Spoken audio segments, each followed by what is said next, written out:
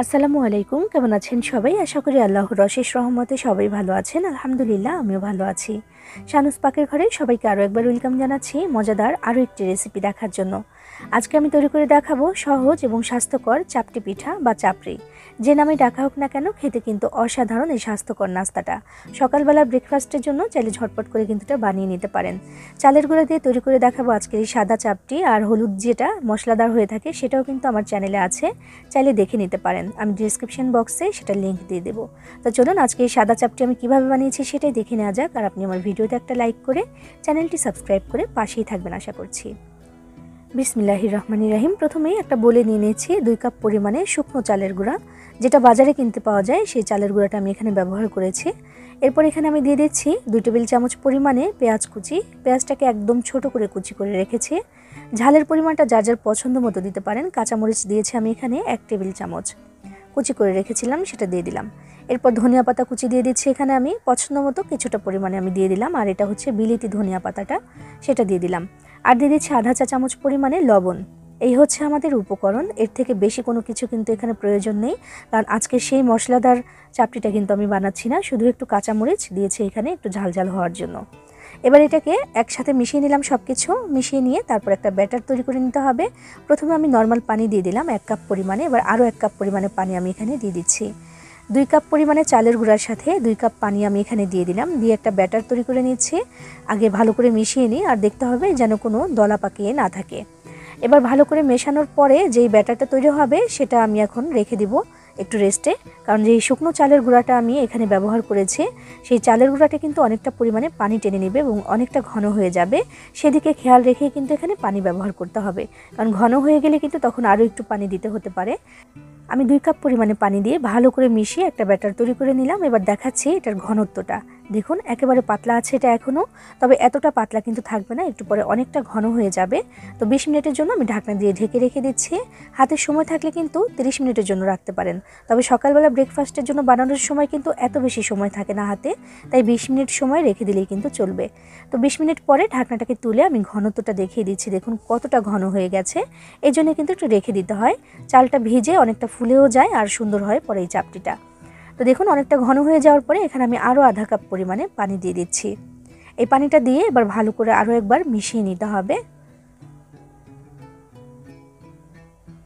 চাল কিন্তু পুরনো বা নতুন থাকে, সেই হিসেব করে পানিটা একটু বেশি বা কম লাগতে পারে। এজন্য কিন্তু প্রথমে একেবারে সব পানিটা না দিয়ে আমি প্রথমে 2 কাপ দিয়েছি, পরে আবার আধা কাপ দিয়ে মিশিয়ে নিলাম। এবার দেখুন ঘনত্ব আবারও সেই আগের মতোই কিন্তু পাতলা হয়ে এসেছে, এবং চাপটির জন্য এমন একটু পাতলাই কিন্তু দরকার। এদিক সেদিক হয়ে গেলে চাপটিটা কিন্তু আর ভালো থাকে না বা ভালো হয় না। এবার আমি চুলা একটা ফ্রাই প্যানের মধ্যে দিয়ে দিচ্ছি একটুখানি তেল, 2 ফোঁটা তেল একটু ব্রাশ করে দিলাম আমি। বিসমিল্লাহির রহমানির রহিম। এবার এখানে আমি আমার পছন্দ মতো ব্যাটার দিয়ে দিলাম, একটা কাপ দিয়ে আমি ব্যাটারটা ঢেলে দিলাম, দিয়ে এবার একটু মিশিয়ে দিতে হবে ঠিক এইভাবে করে, বা চামচটা দিয়ে ঘুরিয়ে ঘুরিয়ে একটু গোল করে দিতে হবে। আর এই যে চামচটা, এই চামচের 2 চামচ করে আমি দিয়েছি এখানে, তবে 1 চামচ দিতে দিতে আরেক চামচ কিন্তু একদম জড়ো হয়ে যাবে বা জমে যাবে, সেজন্য 2 চামচ মেপে আমি সেই কাপটার মধ্যে নিয়ে তারপরে একবার আমি ঢেলে দিলাম এখানে, দিয়ে এবার ভালো করে চামচ দিয়ে ঘুরিয়ে গোল করে নিয়েছি এবং ঢাকনা দিয়ে ঢেকে রেখে দেব 1 মিনিটের জন্য। আর চুলার আঁচটাকে রেখেছিলাম আমি মিডিয়াম টু লো হিটে, খুব বেশি বাড়িয়ে দিয়ে কিন্তু এটা ভাজা যাবে না, নিচ থেকে পুড়ে যাবে। আর ঠিক এইভাবে করে বানালে কিন্তু নিচে একটাও পুড়ে যাবে না বা লেগে যাবে না। আমি দেখাচ্ছি, উল্টে একটু দেখাচ্ছি যে উল্টা পাশটা কেমন হয়েছে, দেখুন একেবারেই কিন্তু লেগে যায়নি। তবে এই চাপটিটা কিন্তু উল্টে পাল্টে ভাজার কোনো প্রয়োজন নেই, শুধু ওই পাশটা কেমন হয়েছে দেখার জন্য একটু উল্টে দিয়েছিলাম আমি। তুলে নিলাম এই চাপটিটা, আরও 2 ফোঁটা তেলে একটু ব্রাশ করে দিলাম। আরও একটা চাপটি আমি ভেজে তারপর দেখাচ্ছি এখানে। ব্যাটারটা এমন একবারে ঢেলে দেওয়ার চেষ্টা করবেন, মানে দেখা যায় যে একটা ছোট চামচ দিয়ে দেওয়ার সময় 1 চামচ দিতে দিতে আরেক চামচ জমে যাবে এখানে, তো সেজন্য একবারে আমি ওই কাপটার মধ্যে নিয়ে নিয়েছি। তো চামচটা দিয়ে ঘুরিয়ে ঘুরিয়ে আলতো করে আরও একবার একটু সুন্দর করে আমি গোল করে দিলাম। এবার ঢাকনা দিয়ে 1 মিনিট রেখে দেবো আমি। চুলা আঁচটা কিন্তু কোনোভাবেই বাড়ানো যাবে না, সেই মিডিয়াম টু লো হিটেই কিন্তু সুন্দর করে 1 মিনিটের মধ্যে এটা ভাজা হয়ে যাবে। এবার দেখুন খুব সহজে কিন্তু উঠে আসবে যদি একটু তেল এভাবে করে আগে থেকে ব্রাশ করে দেন। এটার উল্টা পাশে একটু দেখিয়ে দিচ্ছি, দেখুন মাশাআল্লাহ সুন্দর হয়েছে আর কোথাও একটু লেগে যায়নি। একইভাবে সবগুলো চাপটি আমি ভেজে নিয়েছি, আর দেখুন মাশাআল্লাহ একদম সাদা, খুব বেশি মশলা আমি এখানে ব্যবহার করিনি, একেবারেই সাদা সিধেভাবে সুন্দর করে এটা বানিয়ে নিয়েছি। আর এভাবে খেতেও কিন্তু এটা অসাধারণ লাগে। অনেকেরই পছন্দের তালিকায় থাকে এই চাপটি বা চাপড়ি, যে নামে ডাকা হোক না কেন খেতে কিন্তু অসাধারণ হয়। সবসময় যে শুধু অনেক বেশি মশলা দিয়ে বানিয়ে খেতে হবে তেমন কোনো কথা নেই, মাঝে মাঝে চাইলে কিন্তু এমন সাদাও বানিয়ে খেতে পারেন, সেটা কিন্তু অনেক বেশি ভালো লাগে। আর ভালো লাগে এটা খেতে যে কোনো ভর্তার সাথে, শুটকি ভর্তা হোক কিংবা বেগুন ভর্তা। আজকে আমি এটা বেগুন ভর্তার সাথে সার্ভ করে দিয়েছি এবং এটা দুইটা মিলে যে কম্বিনেশনটা তৈরি হয়েছে সেটা হয়েছে অসাধারণ। এভাবে বানিয়ে খেয়ে দেখবেন, ভালো লাগবে ইনশাআল্লাহ। সবাই ভালো থাকবেন, সবার জন্য সবাই দোয়া করবেন। আল্লাহ হাফিজ।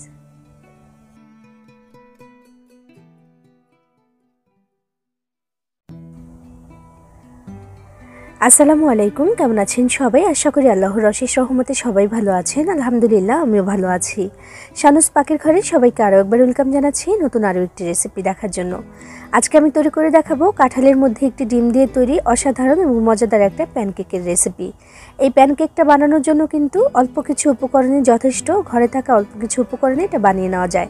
ঝটপট করে তৈরিও হয়ে যায় আর খেতে হয় অসাধারণ। একেবারে নরম তুলতুলে হয় এবং ছোট থেকে বড় সবাই খেতে এটা পছন্দ করবে।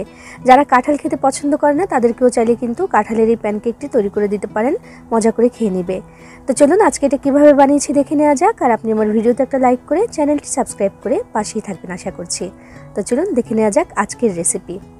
এখানে আমি নিয়েছি কিছু কাঁঠাল আর নিয়েছি একটা ডিম, ডিমটাকে ফাটিয়ে নিয়েছি। তো যে কাঁঠালগুলো, এগুলোর মাঝখান থেকে আমি বিচিগুলো ফেলে দিচ্ছি, মানে বের করে নিচ্ছি। কতটুকু কাঁঠাল নিয়েছি সেটা এখন বলছি না, কারণ এই কাঁঠালটাকে ব্লেন্ড করতে হবে। ব্লেন্ড করে আমি যখন পিউরিটা বানিয়ে নেব তখন দেখব যে কতটুকু প্রয়োজন হয় আমাদের। সবগুলো কোয়া থেকে আমি এই বিচিগুলো বের করে নিচ্ছি।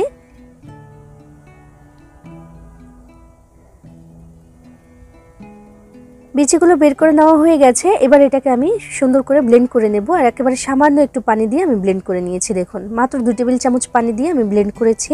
আর একটু পানি না দিলে কিন্তু ব্লেন্ড করা হয় না। কাঁঠালের পিউরিটা কিন্তু অনেক বেশি ঘন হয়েছে এবং থকথকে হয়ে গেছে। দেখুন, আরও বেশি ঘন হয়ে যাবে রেখে দিলেই। তো 1.5 কাপ পরিমাণে আছে এখানে, একটা পাশে রেখে দিলাম। বিসমিল্লাহির রহমানির রহিম। একটা মিক্সিং বোল নিয়েছি, তার মধ্যে দিয়ে দিলাম একটা ডিম, 2 টেবিল চামচ পরিমাণে চিনি, কারণ কাঁঠালটা অনেক বেশি মিষ্টি তাই চিনিটা একটু কম দিয়েছি। আগে থেকে জাল করে ঘন করে রাখা 3 টেবিল চামচ পরিমাণে লিকুইড দুধ দিয়েছি এখানে। আর দিয়ে দিচ্ছি 2 টেবিল চামচ পরিমাণে সয়াবিন তেল। এরপর 1 চিমটি পরিমাণে লবণ দিয়ে দিলাম আর 1 চা চামচ পরিমাণে বেকিং পাউডার দিয়েছি এখানে। এবার সব কিছু একসাথে ভালো করে মিশিয়ে নিতে হবে। একটা হ্যান্ড হুইক্স দিয়ে আমি মিশিয়ে নিচ্ছি সব কিছু। চিনিটা যেন ভালো করে গলে যায় সেদিকে একটু খেয়াল রাখতে হবে। মিশিয়ে নেওয়া হয়ে গেছে, চিনিটাও কিন্তু ভালো করে গলে গেছে। এবার এখানে দিয়ে দিচ্ছি আমি 1 কাপ পরিমাণে ময়দা। ময়দাটা দিয়ে প্রথমে মিশিয়ে নিতে হবে। আগে থেকে কিন্তু কাঁঠালের পিউরিটা আমি দেইনি, কারণ দেখতে হবে যে কতটুকু এখানে প্রয়োজন, এই জন্য কিন্তু আগে থেকে আমি দেইনি। তো মিশিয়ে নেওয়ার পরে দেখি যে একদম ঘন, যে ঠিক এমন হয়েছে। এবার আমি এখানে কাঁঠালের পিউরিটা দিয়ে দিব। ওটা এমনিতেই অনেক বেশি ঘন হয়েছিল, রেখে দেওয়ার কারণে কিন্তু আরও বেশি ঘন হয়ে গেছে। দেখুন, একদম ঘন হয়ে গেছে। তো বেশি অর্ধেকটা আমি প্রথমে দিচ্ছি, প্রয়োজন হলে বাকিটুকু আমি দিয়ে দেবো। দিয়ে এবার মিক্স করে নিচ্ছি। আর মিক্স করতে গিয়ে দেখলাম যে হ্যাঁ, কাঁঠালের যে পিউরিটা ঘন হয়ে গিয়েছিল সেটা কিন্তু এখন একটু পাতলা হয়েছে। দেখুন, মিক্স করতে গিয়ে একটু পাতলা হয়েছে। তো বাকিটুকু আমি এখানে দিয়ে দিচ্ছি, কারণ প্রয়োজন এখানে দিয়ে দিলাম। দিয়ে এবার 5 মিনিটের মতো এইভাবে করে একই ডিরেকশনে ঘুরিয়ে আমি একটু মিক্স করে নিচ্ছি বা বিট করে নিচ্ছি। দেখুন, ব্যাটারটা কিন্তু অনেকটাই ফুলে গেছে। দেখুন, বেশ খানিকটা ফুলে গেছে। এই ব্যাটারটা দিয়ে প্যানকেকটা বানালে সেটা কিন্তু অনেক নরম হয়, একদম তুলতুলে হয় আর একদম ফ্লাফি হয়। দেখতে পাচ্ছেন কতটা ফুলে বেড়ে গেছে।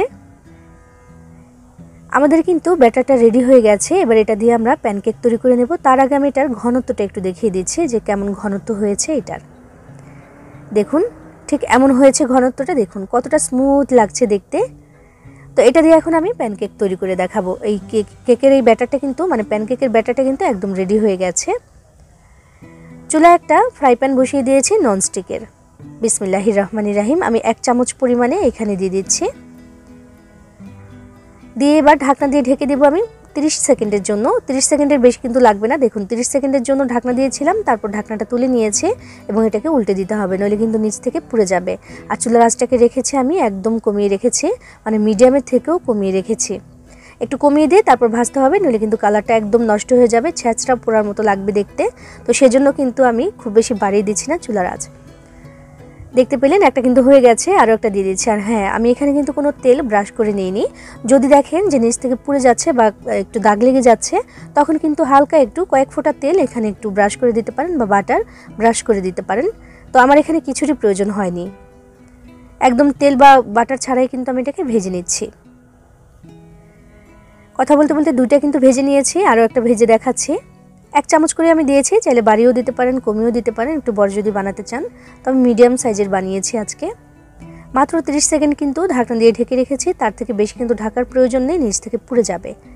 দেখুন মাশাআল্লাহ কত সুন্দর একটা কালার এসেছে। তো একইভাবে এখন আমি সবগুলো প্যানকেক ভেজে তারপর তুলে নেব। আর এই প্যানকেকটা ভাজার জন্য কিন্তু খুব বেশি সময় লাগে না, একেবারে অল্প সময়ে এটা হয়ে যায়। মাশাআল্লাহ কত সুন্দর কালার এসেছে দেখুন। এরই সাথে তৈরি করে নেওয়া হয়ে গেল ভীষণ মজার এবং নরম তুলতুলে কাঁঠালের প্যানকেক। কাঁঠাল আর একটা ডিম দিয়ে তৈরি এই প্যানকেকটা কিন্তু সবাই খেতে পছন্দ করবে। এটা ভাজা হওয়ার সাথে সাথেই কিন্তু সবাই কাড়াকাড়ি করে খেয়ে ফেলবে, এটা এতটাই টেস্টি হয়। আপনিও চাইলে কিন্তু এভাবে বানিয়ে নিতে পারেন। দেখুন কতটা নরম আর তুলতুলে হয়েছে। বাচ্চা থেকে বড় সবার জন্য কিন্তু এটা স্বাস্থ্যকর, একদম নরম এবং তুলতুলে একটা নাস্তা। সকালের বা বিকেলের নাস্তার জন্য কিন্তু এটা বানিয়ে নিতে পারেন। বানিয়ে খেয়ে দেখবেন, ভালো লাগবে ইনশাআল্লাহ। সবাই ভালো থাকবেন, সবার জন্য সবাই দোয়া করবেন। আল্লাহ হাফেজ।